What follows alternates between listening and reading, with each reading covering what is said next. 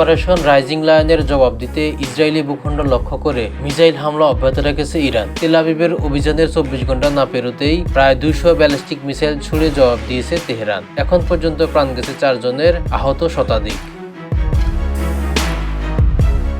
ইসরায়েলের ভূখণ্ডে ইরানের চলমান অভিযানকে এখন পর্যন্ত সবচেয়ে কার্যকর আখ্যা দিচ্ছে তেহরান। উপর্যুপরি মিসাইলের আঘাতে গাজার মতো ধ্বংসস্তূপে পরিণত হয়েছে ইসরায়েলের মধ্যাঞ্চলের বিভিন্ন এলাকা।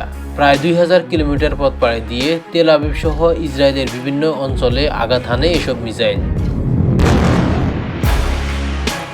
ইসরায়েলি সেনাবাহিনীর 3টি F-35 যুদ্ধবিমান ভূপাতিত করার দাবি করেছে ইরান। যুদ্ধবিমানের একজন পাইলট নিহত হয়েছে এবং অন্যদের আটক করা হয়েছে।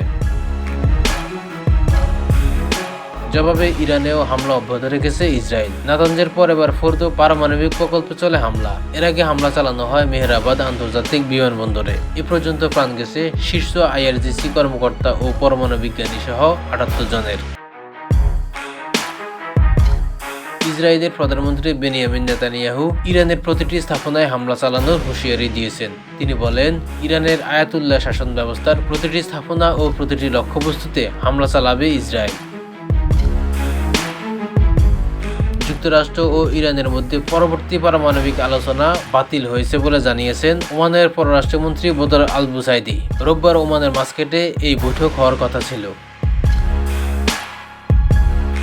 ইসরায়েলের সঙ্গে ইরানের চলমান সংঘাতের প্রেক্ষাপটে তেহরানের প্রতি পূর্ণ সমর্থন জানিয়েছে পাকিস্তান।